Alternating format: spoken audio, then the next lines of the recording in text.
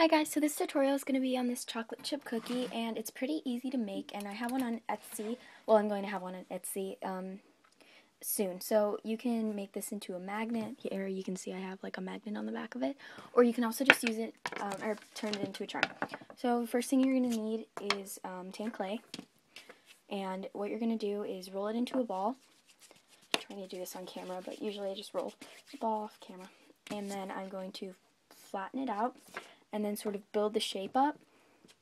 So you want to build a dome shape, but you don't want it to be too big, if you know what I mean. So it's like a dome, but it's also flattened, sort of. So for this part, I usually like to just build it up because that gives it more shape when usually I flatten things, but there you go. So it's okay if it has some extra pieces in it because you won't really notice that. So you have your piece. Now you're going to take brown clay, and you really don't need a lot. This is the smallest little piece of clay, but you're going to take it and flatten it a lot so it's really, really, really thin, and it may stick to your finger, so you may have to do this a few times to get it to not stick to your finger. That made sense? Okay. Stop sticking to my finger. My hands are really sticky. I'm going to try to clean them off. I use baby wipes to clean my hands. Okay, hopefully that'll be better. Okay, or not. I'll use a different finger. I'm really sorry about this. There you go. Okay, so now you're just going to take really, really small pieces. They don't need to be perfect. Here, you can barely see it, but let me try to focus the camera. I can't focus it, but it's just a teeny, teeny piece. And first you're going to, I forgot this step, you're going to take your toothbrush or texturing tool. This obviously hasn't been used, toothbrush, it's just for polymer clay, and you're going to go on top of the cookie to just add a ton of texture, and you want to flip it around and do the same thing. If you're turning it into a magnet, you don't need to do that because you're just going to cover the back, but I mean if you're turning it into a charm, then yeah. You can also like roll up a piece of aluminum foil and use that, but you really, really want it to be textured here. This one's going to be a charm for a friend, so I'm going to be texturing the back. And make sure the sides are textured too. Usually when people texture things, they miss the sides. Okay, now texture the back. You don't have to do a lot, but just a little bit. It gives it a lot of character. And of course you can go in with chalk pastels. I just usually don't do the chalk pastels.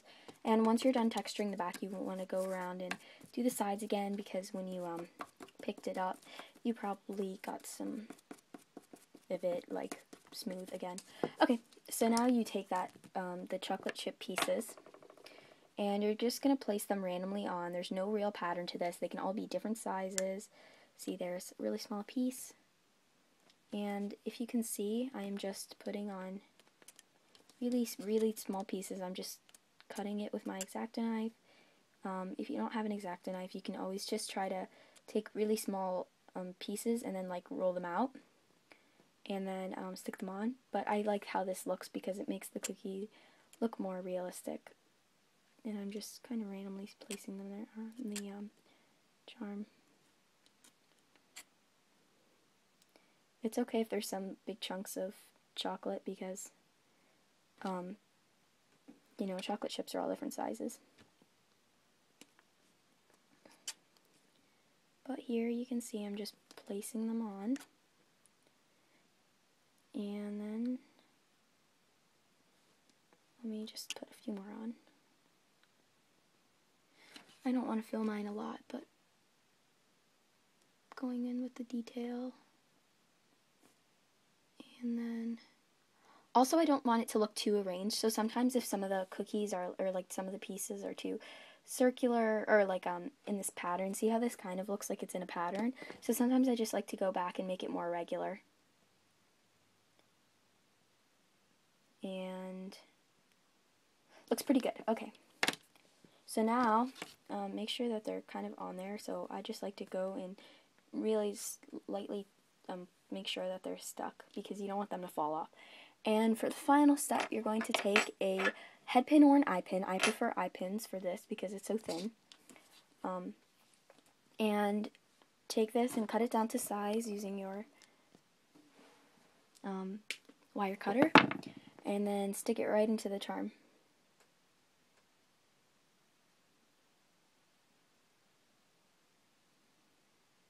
And there you go, that's your chocolate chip cookie. I hope you guys like watching this video. Yeah, bye.